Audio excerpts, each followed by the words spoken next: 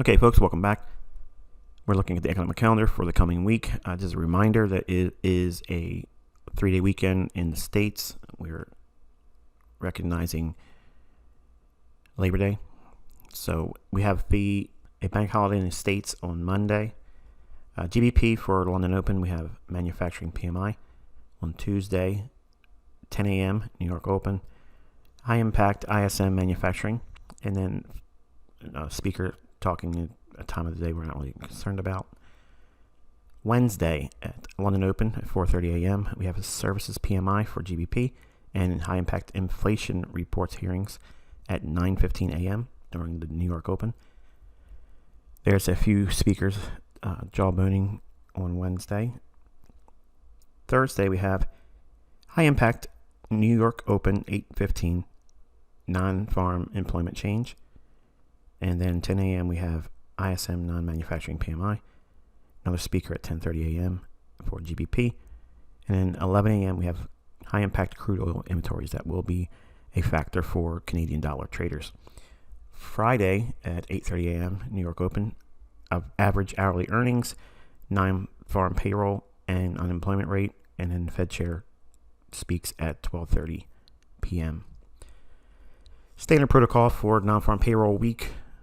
Obviously, Monday, Tuesday, and by Wednesday's New York Open, you want to have all of your trading done or at least banked a significant portion of the profits. Any remaining portion would be open to very little risk at that point. From Wednesday, New York Open going forward, you can see that we have from Wednesday, New York Open, you can see we have a pretty good landmine field in front of us. So again, bank holiday on Monday means whatever's happened and been set in motion last week generally will usually continue.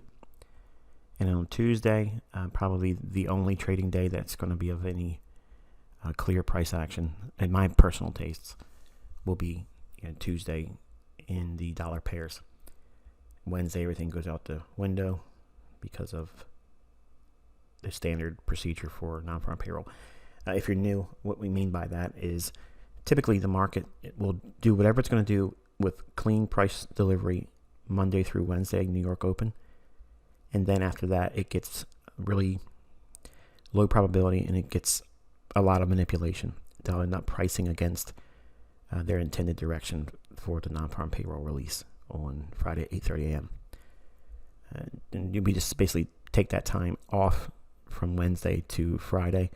It's a long week for retail traders, but it's a short week for us. Okay. All right, so let's take a look at the charts. Okay, folks, we're looking at the dollar index. This is the Dixie on TradingView. And we have a weekly chart posted here. And I just want to kind of remind you all, we have completely filled in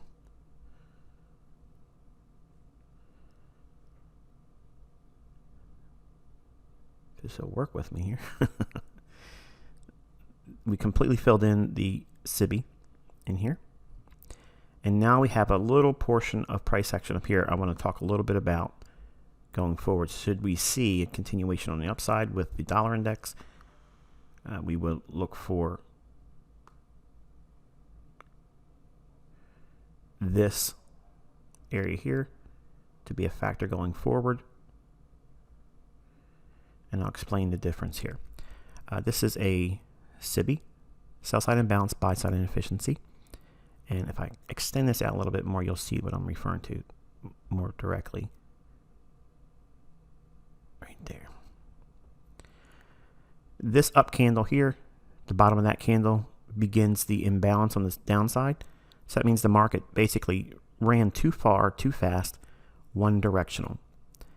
This single candle in the range of this candle's low and now this candle's high, this single candle is the only time that the range between its high and its low of that range has been traded to on the upside until we traded almost 80% of that range here.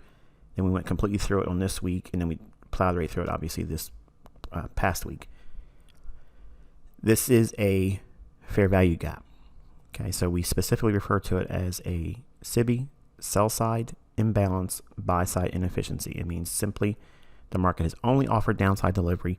For repricing and rebalancing, the market has to go up in that same price range. Now, it can act as a draw on liquidity. It could be a point of entry. It could be a new area to add to, or it could be a reversal pattern. Okay, it depends on what the context is of the market. This area here is a volume imbalance. Now, volume imbalance is simply the absence of any bodies by the candles in this area. Now, if you look real close, there's wicks there. Let me zoom in a little bit. This candle here has a wick, or tail in this case, and then this candle here goes up, and this candle has a little bit of a wick, and this almost wicks entirely through but doesn't come back to the close of that candle. There's no bodies, just the wicks are residing in there. IPTA will many times want to come back to this area and offer more efficient delivery of price. Now, the bodies of the candles that are missing in here, that's what makes the volume imbalance. I view this in price action in the same way that anyone else in retail would view a typical gap, where there's really no price trading at all, like what you would expect on a Sunday when the markets open up, it either gaps up or gaps down. That is a real gap. Well, this is also a real gap in the sense that it's interbank order flow.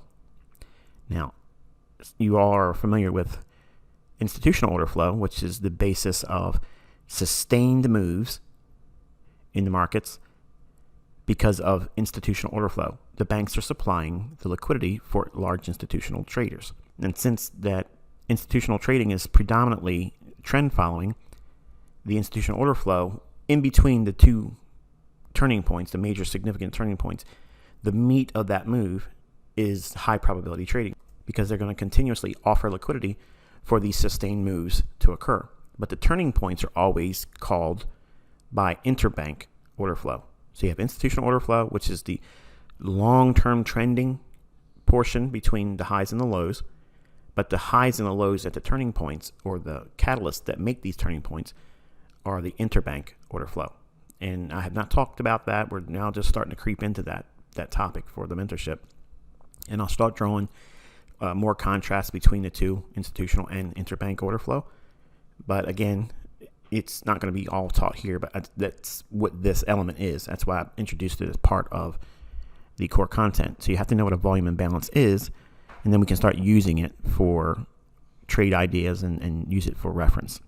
So I think that we're likely to trade up into this area next if we continue on the upside. So that's the near-term draw on liquidity here on the upside, and we are presently there. Okay, here's the Dixie, and this is found on tradingview.com. The symbol is D as in David, X as in X-ray, and Y as in yes. The daily chart shows that we did breach the high. In the demo that I use for the recordings and analysis portion of our mentorship, the US dollar index daily is mirroring the September contract, or 2019 dollar futures contract. This is the actual cash market here. So there's going to be a disparity between what's shown in my demo account for the mentorship, like HIS right here. You can see that there's the difference, and I'll make the chart much more viewer friendly when I get to the demo account. I just want to talk a little bit more about the Dixie. So we have breached this high here, and it's going to be seen whether or not we have a sustained move beyond that and trade up into the full dollar mark, and that would be up here, right there. That's the level I think we're going to try to reach for, and how much beyond that remains to be seen, because we still have to get to there before we would even consider anything higher than that. I do, as I'll talk a little bit about, I'm going to get into euro and cable. I do believe that we are likely to see a sustained continuation of the upside on dollar. And for the folks that have been here with me for a long time, even before the mentorship officially started in August of 2016, you all know that I try to avoid picking tops in primary bull markets, and I try to avoid picking bottoms in primary bear markets. This is just one more instance where, again, it'll burn you if you try to do it. Okay, so we returned back into the range before expanding to the upside, clearing this high. I want to see a strong willingness to want to continuously move higher. I don't want to see it just poke its head above the old high and then come back in. If we come back then into the range now, it becomes even more suspect that they're pricing in a long-term high or intermediate-term high. Because think about it like this. We've already been above these equal highs now once, twice, now 3 times. It needs to show legs here. Okay, and what do I mean by that? It needs to continuously run. And it should not, and I'm going to really emphasize this, it should not, if we get above Friday's high, it should not come back down below this high again. If it does, it just means they're in a heavy mode of distribution. They're selling it as it's sending it up there like that, and then we'll probably be looking for lower prices on the dollar index if that's the case. Otherwise, we want to see simply Friday's high give way and a continuation going forward. Okay, so on Wednesday, I gave you a, let's go over to the demo account now. We're done with this portion of TradingView and the Dixie. All right, so as I mentioned on the Dixie on TradingView with the cash dollar index, this is the futures contract of the September delivery contract month. And this, again, as I just briefly showed you, there's a small discrepancy between the two. On the futures contract data, as being shown here on AvaTrade demo account, we are still above this old high on, what day is that? August 1st, 2019. So we did close above that. Again, I want to see it remain above this range. I would like to see that continue. The dollar index cash market needs to get back above this old high and then continue from that point on. But I don't want to see it come back into this range again. There's a lot of trend line in here that could be easily trusted. So I'm suspect of that. I don't want to see any kind of this type of thing here. I don't look at the price movement like this up to this level like that and then project it forward. I don't like to see those types of things when it's that obvious. So if it comes back down, I don't view that as taking this, extending it out in time, and then one more time touching it and finding another bias to the upside because of that. It's better to leave this whole area here and not even come back down into these supposed trend line phantoms. So I don't want to have any faith in that, and I don't want to promote it with you all. So what am I looking for?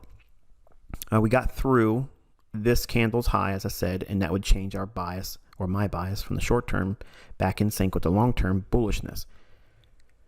When we're up against long-term highs like this, this is what I do all the time. It may seem like guesswork. It may seem like, trying to struggle to find out what's going on. It's really just waiting for more information.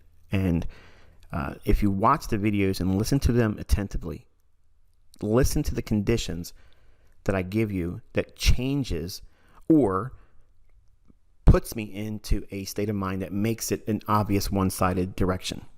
Okay, I don't mind admitting to you all that I'm requiring more information. It doesn't mean I'm stupid. It doesn't mean that you would be foolish or unlearned, okay, because you don't know exactly what's going to happen in the very next moment.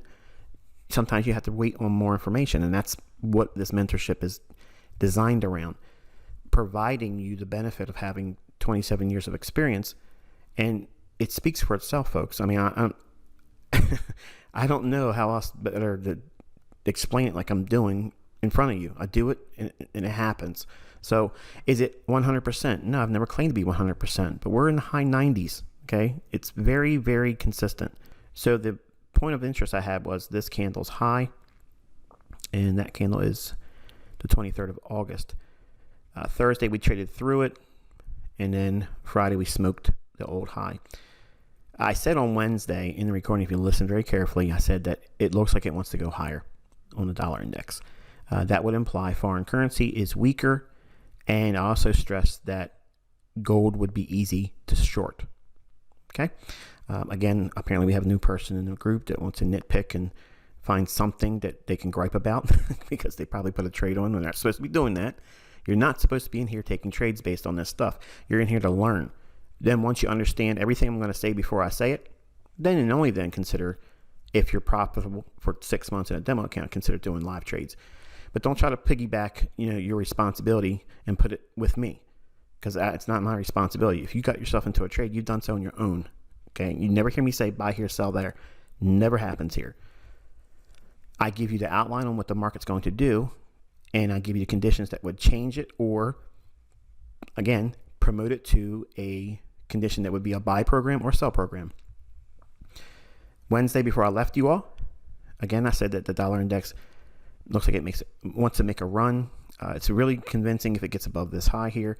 Friday was an easy day. You saw basically destroyed intraday the euro dollar. So for the folks that are in the first month's content, you all seen me actually outline those parameters, okay, where I outline the context. Okay, I provide the stage for you. You take the information that you learn in the mentorship and apply it in study, and you paper trade it. You watch it. You don't do a demo trade. You paper trade it. Once you go through that, through the entire core content, then you're in a charter member. That's where you do a lot of your demo executions. If you're doing demo executions prior to charter level, you're really just wasting time, and you're getting yourself thinking about money and pips when you should be just focusing on understanding price action. Because if you understand price action, just look what I did on Twitter since last Friday. Every single day, I showed visibility and executed on that. So, hundreds of pips, several hundreds of pips. If I want them, I can get them. And you'll be able to do that too if you submit to it. But don't be in here trying to find something that I did something wrong or I said something wrong and focus on that, because I already told everyone you're not going to have 100% strike rate. You're not going to. Can 90% be found in other places consistently for years? I don't know. I don't have time to be comparing notes with everybody else. I just know I like leading the pack and focus on learning here. So we want to see the continuation on the dollar index. At least that's what I want to see. I want to see that weekly volume imbalance be a draw on liquidity, take us up a little bit higher into the 99s, and maybe even expand and spread up into the full dollar mark. That's the condition that we're looking for. Now, here's one of the things that could happen. We could get something in the non-farm payroll this week that potentially spikes the dollar up into that. And we would get some kind of a capitulation type of event where the market just blows off on the upside. That may be a top forming. I'm not trying to pick it. I'm not saying that could be the stage at which promotes that long-term turnaround. I'm not trying to force it, but I'm just giving you the things I look at. So if we do trade the $1 full, I'm going to be really unlikely to take a long dollar short foreign currency at that moment, because we're at a really key price level. And what they do at that time, if we even get there at all, because it doesn't really mean just because what I'm saying here is going to happen. We have to wait and see if price gives us all these signatures that we look for.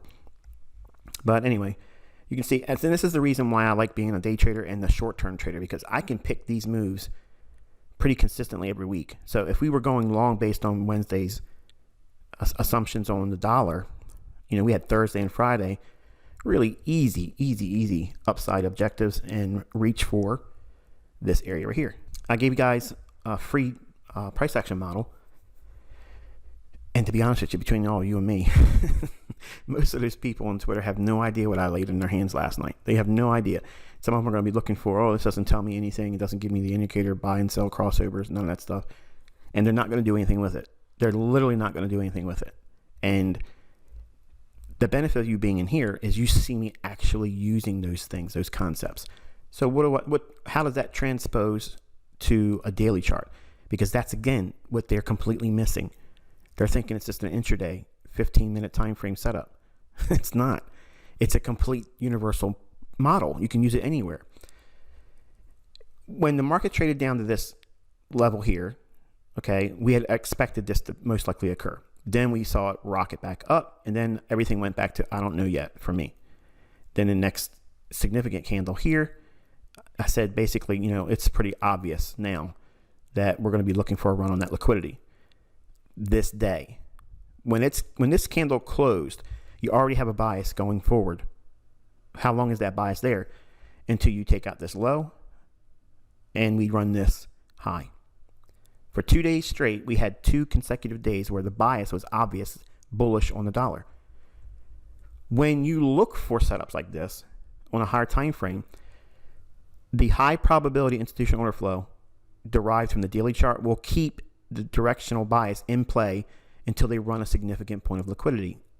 Exactly how's that outlined in the free model that I gave on Twitter last night, which is also the basis of your month 1 content in the mentorship. This whole structure, see, what everyone wants to sell you in books, and they want to sell you in courses and material and make you believe that they're doing things. They're not always buying down here. I'm not always buying down there. I'm doing other things. I'm looking at other markets. I'm doing things that would keep my attention distracted. And you're going to have all those things too. You're not going to be Mr. or Mrs. dialed in 24/7. It doesn't happen. The real world gets in here. It causes you to be distracted. You're just not going to be on it every single time. You don't need it. This is why we focus primarily on a daily chart, because if I can get you to understand what the order flow is on the daily, and sometimes we have to wait when it's in the mix. We just don't know what we're doing until it gives us more clues.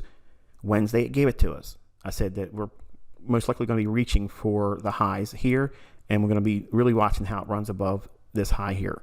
And we saw it pop through on Thursday, and on Friday, just expanded beautifully on the upside, taking the liquidity, the buy side liquidity here, which was the draw on this particular currency. Inside of Thursday and Friday's daily range is a multitude of potential setups across all the foreign currency pairs. For homework, you're not sending it to me, you're not tweeting it, you're not emailing it, just for your own homework. You want to work within Thursday and Friday's bullishness on the dollar. Find as many fair value gaps, shorts, and bearish order blocks, and runs on buy stops on foreign currencies on a 5 and 15 minute chart. Okay, and you're going to take those and save them in your trade journal. Annotate them any way you want to, keep notes on it saying what you feel is significant about one particular setup or one particular currency over another. Store it, save it in your journal, and then we'll look at it again. Well, you will. Now I can't look at yours, but you're going to look at it and refer to it back again next weekend when we get past non-farm payroll. Speaking of which, I mentioned how we could potentially see non-farm payroll cause a capitulation in the dollar, regardless of whatever the numbers are. Or it could send us right back down and make an attack on the trailed sell-side liquidity that's right below this low now. We have a low here, a low here, a low here, now this low here. So all the sell-side liquidity is resting right below here on the large fund level. So non-farm payroll, I believe this week is going to be, and leading up to non-farm payroll. So between Wednesday and Friday's non-farm payroll release at 8:30 a.m. New York open, I believe there's a catalyst in there that either makes us a run for this low here, or we expand to or very close to the full dollar mark on dollar index. That's my personal view. I'm expecting that because we're into September. Volume starts to pick up a little bit more. They want to get people thinking about speculating. There's a lot of money on the sidelines right now because of the summer months. August is typically the lowest in terms of symmetry and volume. It's just everyone's vacationing. Everyone's just taking the summer month off. Now, look back in your charts and you'll see there's usually some kind of a draw of attention that the markets will usually do in September. And everybody builds a sentiment around that initial move the first week of September. And generally, it's usually the wrong thing. It's usually some manipulation of some sort to get everybody thinking a certain way, and then they take it the other direction. So I'm waiting for that to really happen. One of the key months, like September, the non-farm payroll, they usually use that to really distort the market, and then it just does what you thought it wasn't going to do.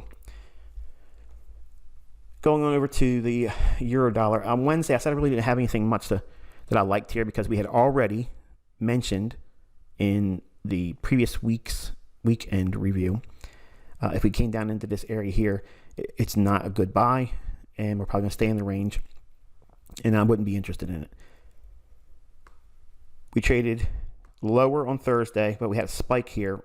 I didn't see any of this at a time where I could have commented or drawn your attention to it. But we have the old low here. And then on Friday, you saw what I did there. It was pretty much a clinic on price action using a 1 minute chart. So I was able to capture this move here. About 80% of that move, you saw me take that off with limit orders, and it was immediate how fast it went down and got it. So where does it leave us? I think that it relies solely on the basis of what we do in the dollar index that's going to drive it now, because dollar has broken out to a new high, and we need to either hold those highs and continue, or it needs to give up the ghost, and then we've priced in with capitulation a low in euro dollar. Okay, so it's a lot of study that's required in preparing in this week's trading.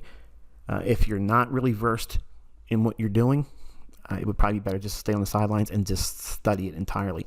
Don't even do any demo account trading. Just focus on it, take lots of notes, and record your 15, 60-minute, and 4-hour charts for every day this week, and save them, annotate them, and write down what you think they're going to make a run for each day for the next day, and then study what it does.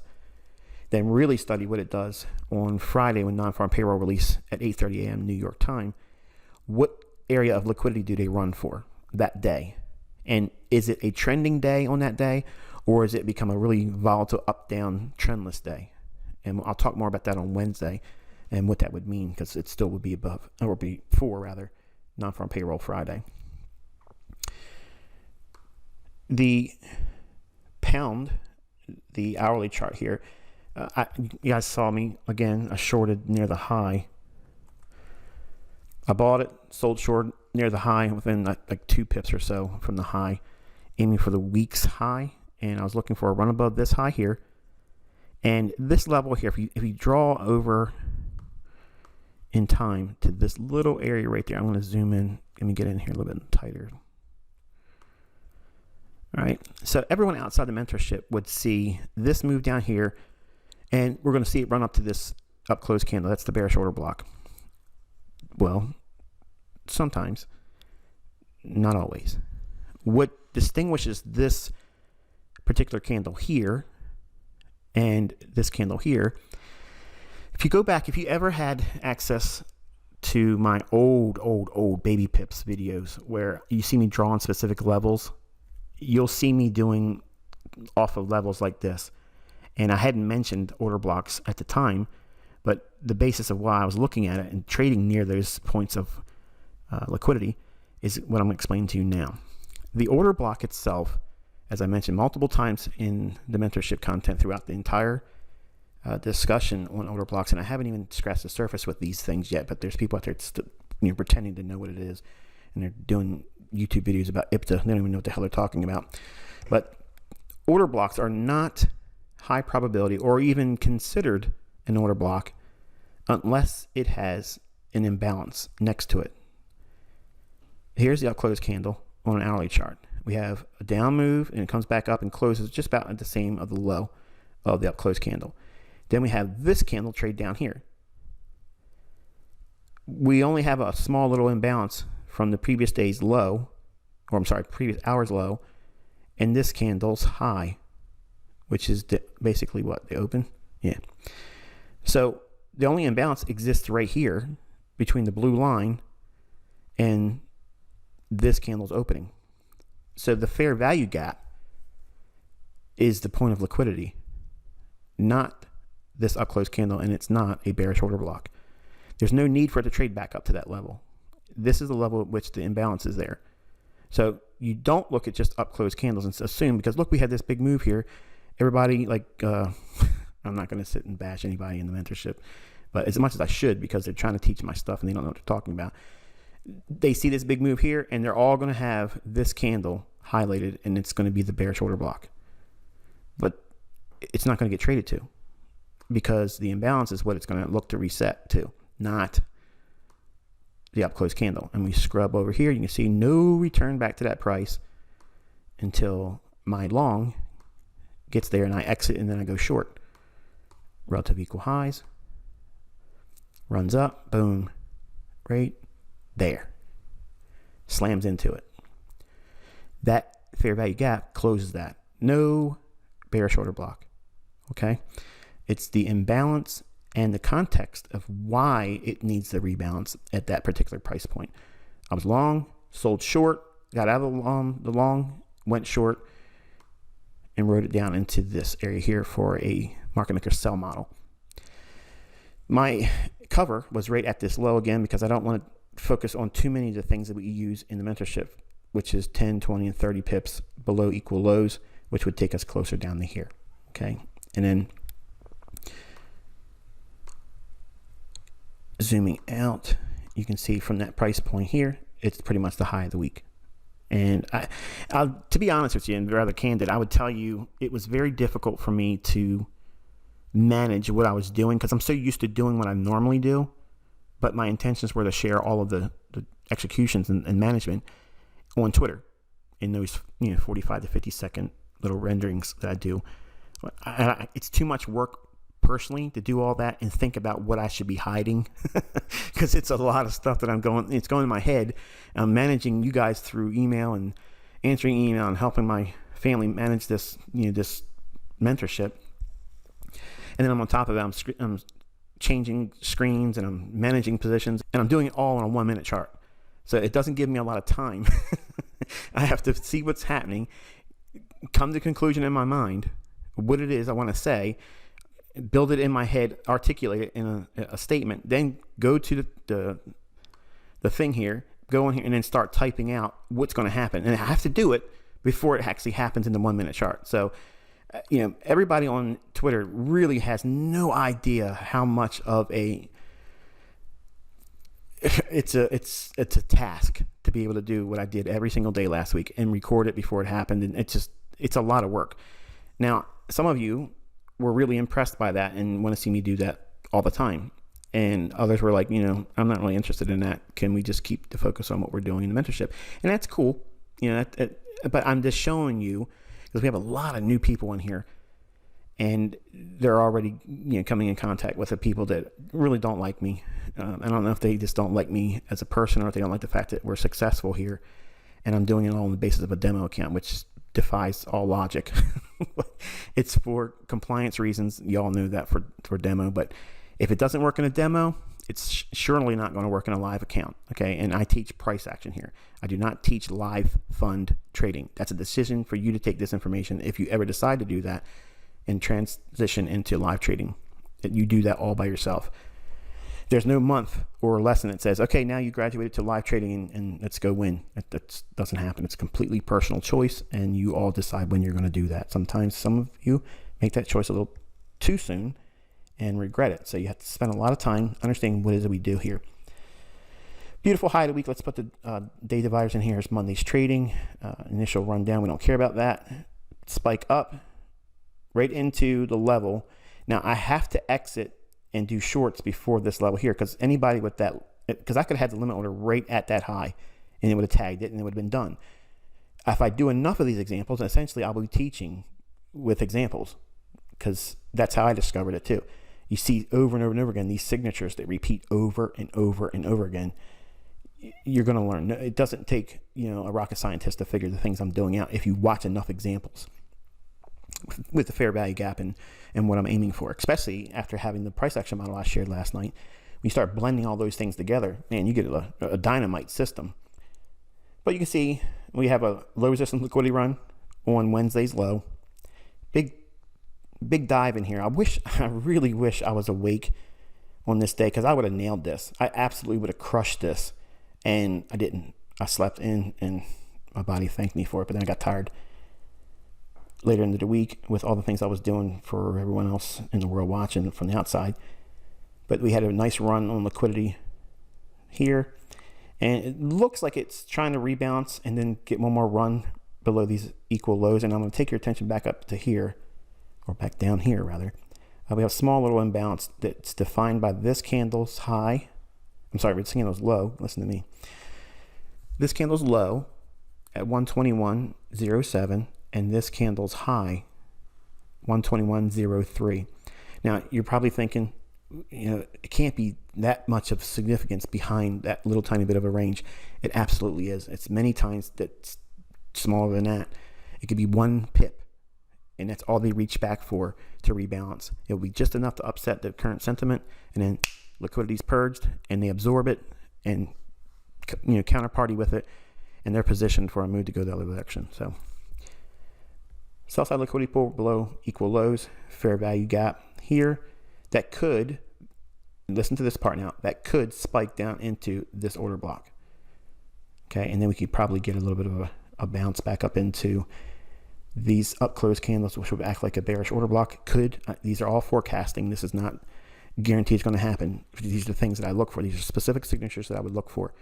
So if we traded down to this and then bounce back up into here, it would be better ideally if it didn't bounce, but if it did trade back up to this level, at the time of day, if I had all of the other factors that we'd look for in the dollar index, time of day, SMT, and it would be a reverse of this same condition here. After trading down here, if it trades back up, that would be another area for selling short cable for me, and then make an attempt to get a low resistance liquidity run below this low and this low, which is relative equal lows, and then we have this fair value gap right down here. So that'll be the next downside if this is taken out. If we trade above Friday's high, all short-term bearishness again is put to the back burner until we get back in sync and moving lower. All right, so that's about it. Expectations again this week, unless it's driven by dollar volatility, as I mentioned when I was talking about that currency. Everything else I'm pretty much neutral on, and I'm going to sit on the sidelines and just really wait for anything to set up that has a lot of probabilities with it. I want to talk a little bit about gold now. I have a lot of members in the mentorship that tell me they love the idea of trading London and London Open, but they just simply can't get up to do it because of family commitments, employment commitments, their lifestyle, their spouse. It just doesn't work for them. And to answer that, I mean, we've talked about this before, but the New York session need not be viewed as, the steps, son or the half sister of the brother's sister's cousin, the outcast, if you will. New York is really absolutely an easy session to work in. And that's why I promote, and I did a lesson in free tutorials about the New York Open session, and I mentioned very easily, pips for the week and for day trading can be hauled out of that time window. And I want to go over to the gold market, and this is the 30th, okay, on August 30th, yesterday, for gold. Now, on Wednesday's video, I specifically stated that should we get that bullishness on the dollar, which is the bias we held going into Thursday and Friday, this would be bearish. Okay, it would be very bearish for gold. In your notes, this is where we start talking about the gold price action model. Okay, this is a very specific model. There's not a lot of moving parts to it. If you're looking for an opportunity to trade things outside of Forex and you want to trade a metal, okay, you want to be trading gold in the New York session. Its price action is so pure and clean in the New York session. You can trade it in London. There's nothing wrong with trading it in London. I just prefer to trade gold during the New York session. Okay, so New York, 7 o'clock in the morning, local time, New York, to 3 o'clock bond close in New York time. So we have our specific time window. It's 8 hours. And you need to be aware of certain criteria that leads up to that particular session beginning. All of you should be familiar with my Power 3 teaching, which is the open, accumulation, distribution, open, high, low, and close, basically, of a daily bar. If we're bearish, we want to be trying to sell short at the open or just above the opening price and then ride out the expansion on the downside and getting out at a specific time window before price comes off of the daily low and closes just a little off the low. That's Power 3 when we're bearish. The reverse is said when we're bullish. We think that the daily candle is going to open near the low of the day, maybe trade a little bit lower than its opening price, create the low of the day. Smart money will accumulate longs there, ride the daily range expansion all the way up to around 10 o'clock in the morning to noon, local New York time. Then it'll come off the high and close near the high when it's bullish. That's power 3. It's accumulation, manipulation, distribution. That's power 3. So we talk about it in the mentorship. I have free tutorials about it as well. Applying that to the New York session, which is what these blue lines delineate here, okay? Treat this as the daily range. Nothing's different because price is price. The catalyst to this working is applying algorithmic principles. So I'm dabbling with the content that will be the primary focus with the trading plans next year. When we start in January, we'll be fleshing out the price action models into trading plans and also teaching algorithmic principles. And again, that's charter levels, so don't freak out if you hear that and you're like, yeah, I'm gonna start learning. Core content members won't be getting those lessons. They have to get into charter member to get to that level. Otherwise, I'm just going to get flooded with emails and questions, and it'll be very frustrating for you because you don't know the core content. So that's the pathway to get to it, okay? It's a process. So before 7 o'clock in the morning, we look at price action just like we do the price action before midnight when we're setting up for London. We delineate our chart. 7 o'clock is the window we're looking at. We're saying, okay, we're beginning to see what the market's going to do leading up into the 8 o'clock hour and the 8:20 CME opening. And again, these are all things that I talked about and taught in the mentorship core content. So if you haven't gotten that lesson yet, this is the part where you write down what is the CME opening and you'll know when you get to it. You'll know what that means and what you do with it. But I look at the market, how it's trading right before New York open.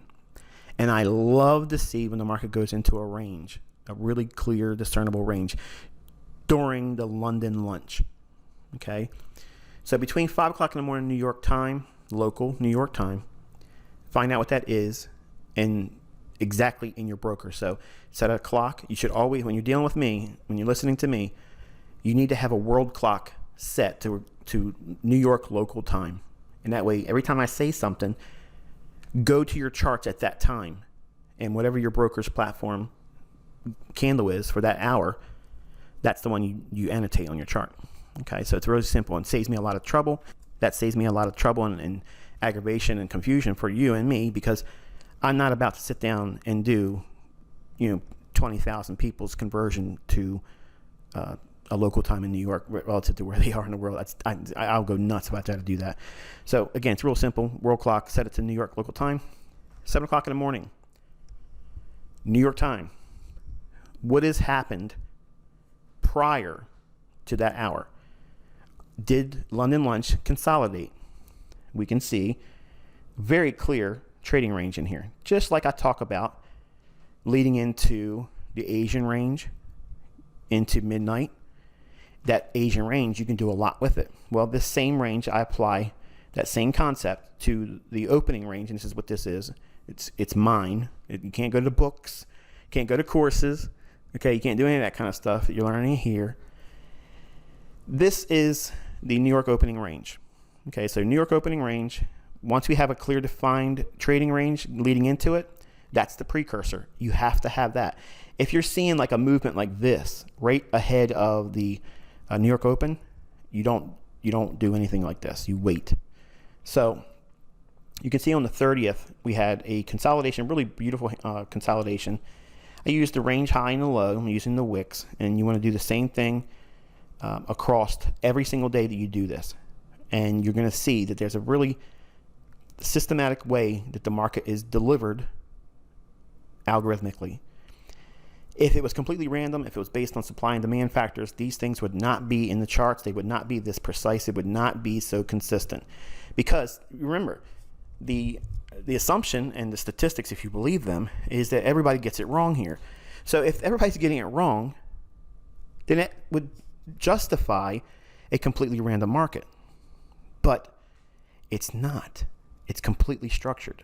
Okay, and let's take a closer look here.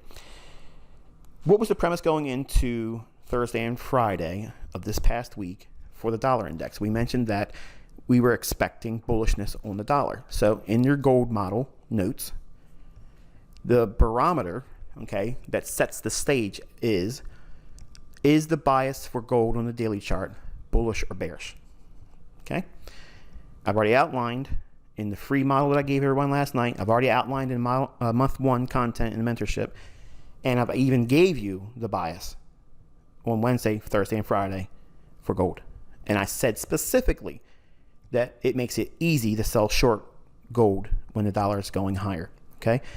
In your notes, the bias and the framework, if you will, the setup, or the stage rather, I'm sorry. The stage is bullish dollar is bearish gold. Bearish dollar is bullish gold. So they're inversely related. The correlation is inversed. So we were bearish on gold because we were bullish Thursday and Friday on dollar index. So right away, that's your mindset. Okay, I know what I want to do. I want to sell short. So now what do you do to study price action selling short in gold? You find your 7 o'clock in the morning hour, New York time, candle in your platform. Put a vertical line on that.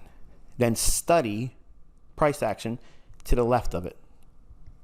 Now, I'm not giving you all the parameters here because a lot of this stuff the charter members will understand by utilizing the content from price action model number 5. It's basically the same thing there with this, okay? But from a simplistic view, for everyone coming from the free tutorials level understanding and while going through core content, if you simply just look at the consolidation in here and you just take that same range and use it as a standard deviation, project it up 1, and then project it down 1, 2 more, okay? Generally, a low volatility day, again, this is for algorithmic viewing, algorithmic teaching. Generally, you get 1 standard deviation up and 2 standard deviations down. Medium volatility will be 2 standard deviations up, 3 standard deviations down. That's all you're going to need to know right now, okay? Bearishness on gold equals bullishness on dollar. If you know you want to find really easy New York setups, trading in foreign currencies coupled with the dollar, okay? In other words, the dollar crosses. I told you the stage. Wednesday, gold was going to go higher. That means foreign currencies are going lower. That means gold is going lower. That means New York session, you're looking to sell short cable. You're looking to sell short euro dollar. You're looking to sell short gold. Okay? Now, let's ring in some of the things you've already learned in month 1. There's going to be a low resistance liquidity run, but we have to sell at a premium. The market has to go up first. So if the market's going to go up in gold when there's the context behind it or the underlying pinnings of the market is bullish dollar, bearish gold, any rally is a suspect rally. So anytime it goes up when it's generally bearish, we're interested in that because we want to fade that. The people on Twitter, Instagram, Facebook, even on TradingView, they're going to look to try to buy gold.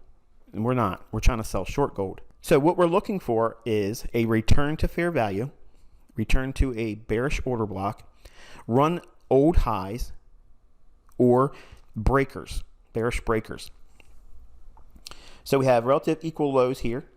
Let's zoom back out here a little bit. You have a low here, and we have a low here. So any rally up, we're going to use that in the proper context. Now, we want to see price in a consolidation going ahead of the New York Open, and we want to see the standard deviation traded up too. Well, standard deviation's here. We get it here. You could be a seller there, but your stop has to be above this level here. It has to be above that. How much? Well, in gold, you want to use about a 5-point spread from your point of reference here. That's where you're anchoring your stop. and it has to be about 5 points above that.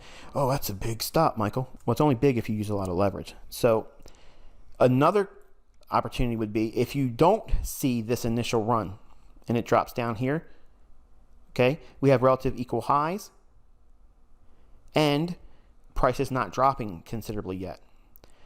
It hits an order block that has a fair value gap in here. It hits it, we start to rally again. It creates this short-term high and it's consolidating here. So at that moment, price looks like this. It's got easy equal highs. Anticipate a run above those equal highs. That's your manipulation. At the same time, when this occurs, this rally up here, this is all a stop run. You're not going to get tripped in that. You're not going to be scared by it. You can use a limit order above these equal highs. Okay, between these equal highs and this high up here, you can split that range in half and use it as consequent encroachment, midpoint of that, and you'd be selling short right about here, which would really lower your necessity for the point difference between here and 5 points above an old high for going short. Shorting above these equal highs or shorting at this standard deviation, either one, your target is below these equal lows, minimum. But below these equal lows, you have one standard deviation that takes us down to here. That would essentially take us below these equal lows and to a normal algorithmic deviation. So the standard deviation of this range, we have one projection standard deviation up and we have one standard deviation projection down. This is the specific price level you're going to look for below these equal lows. You take profits there and then leave something on if it is not London close. At noon, you kill it. You just get out of it, okay, if it's a day trade. If it's a short-term trade, which is kind of like we had it set up for Wednesday's commentary, I said, Thursday and Friday, we're looking for gold to continue up into its low resistance liquidity run. That means as long as gold is running towards this high, you're staying short with the bias of selling short gold. The standard deviation number 2 down takes us down to 1517. The low is 1517. Look at the time. It's around noon time, okay? So it goes to 2 standard deviations down. You're using power of 3. You're using the intermarket relationships between gold to assume the bias. You're waiting for the manipulation. You're selling in highs. You're waiting for price to go the opposite direction, trading against the intended direction of your trade, which is going lower in gold. Now, you're probably saying this is all form-fitted, Michael. This is all just cherry-picked. Well, let's go back. This was on Friday. All right, so here's the 29th of August. Same scenario. The market came down and then started ranging, which is what we want to see. Standard deviation of 1, take it up. Just fall short of the full level here. Now on gold, you're going to use the full point. You're going to go to the nearest full point. In this case here, the top of that candle or top of that range is 1545. So 1545 is the actual price you're looking for. You don't care about the little decimals. You're not worried about all that. You're not trying to split hairs with this model. The high is 1545. It didn't touch the actual rectangle, but it touched the price of 1545. So in your model notes, you're going to be rounding when you're trading up to a specific deviation. You're going to round to the nearest gold round full level, not round number in the sense that it's a 0, but whatever. Like if this was 1544 and some kind of decimals, it's 1544 is the level. Okay, you're reaching up to the nearest full number, not rounding up to 46 because it's calling for 1545.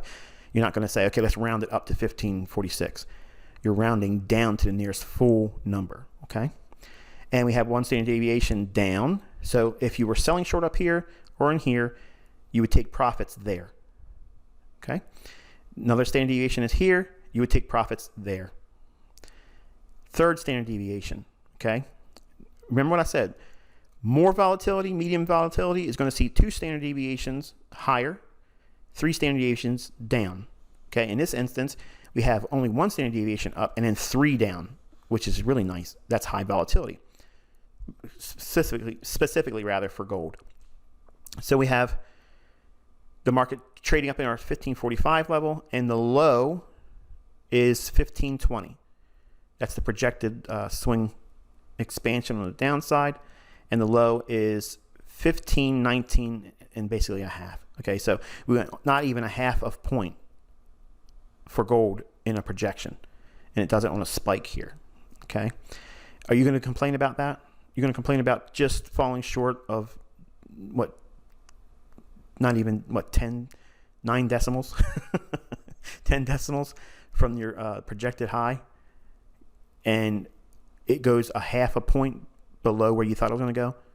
The time of the day this occurs is late in the day. It's 1800 hours. That's the end of true day. Okay, so true day, go back to your notes and stuff in the mentorship. If you haven't got that far yet, you'll get to it when you get into like day trading and short-term trading and things like that. I think that's where I have it. But that's true day, time of day. So the market trades beautifully in here. Okay. The open, rally, sell short, expansion to the downside, distribution. They're selling short, and they're not going to distribute their shorts by buying it back. And then you have that movement off of the low, trading near the low, but down from the open. This is power 3. Open, rally, sell off, down, smart money buys it back, and consolidates into the new day. Folks, this works on every market in New York. Okay. I only outlined it and described it as a gold model because this is actually what I used this week. I used these specific models in my own study, in my own trades, in my own view of the intermarket relationships between gold and the dollar. This is what you get. Now, I gave you 2 examples when I actually told you in advance on Wednesday what the stage was. Bullish dollar, bearish gold. How do you use that information going forward? What I just showed you here. Okay? A lot of the things that you're going to see happen with precision is going to be largely directly linked to this structure here for New York. This is how I trade New York. This is the framework I use for New York, and I also know when I want to avoid New York.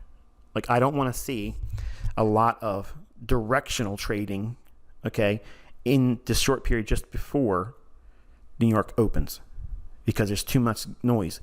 I'm just going to wait and see if there's anything else I can look for, and then I'll wait for the reaction at some point later in the New York session, and then wait for an imbalance and then sell short or buy a fair value gap or trade off a breaker.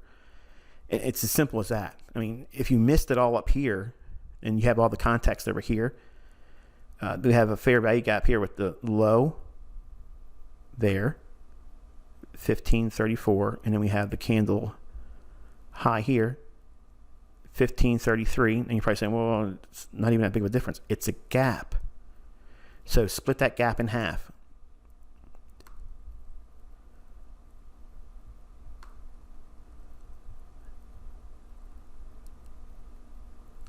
Bam. Let me zoom in. I know you're probably saying, okay, I didn't see it, Michael. This high. See if I can move that around a little bit so you can see it. Right there. It nails the consequent encroachment to the pip. Boom. And you're only looking to see it trade to the high here. So once it trades there, you can watch it live as it's trading, as it punches up in there and creates that big bold candle. Sell it short right there. It hits it. Bam. Hit it. Right at the consequent encroachment. And then you're positioned to ride it down to get the standard deviation to here and to here. Well, that's not a lot of pips, or that's not a lot of points, Michael. It's 12. That's $1,200 for a standard lot.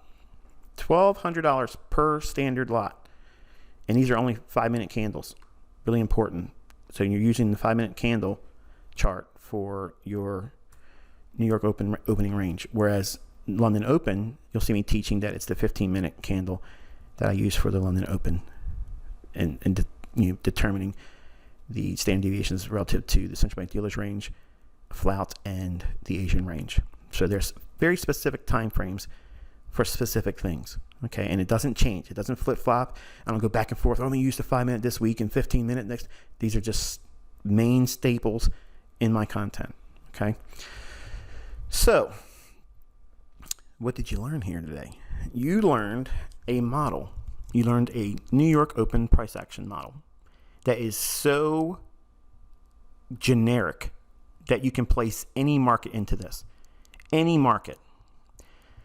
My advice is for you to go into other markets like oil, into futures markets like S&P, like the bond market, okay?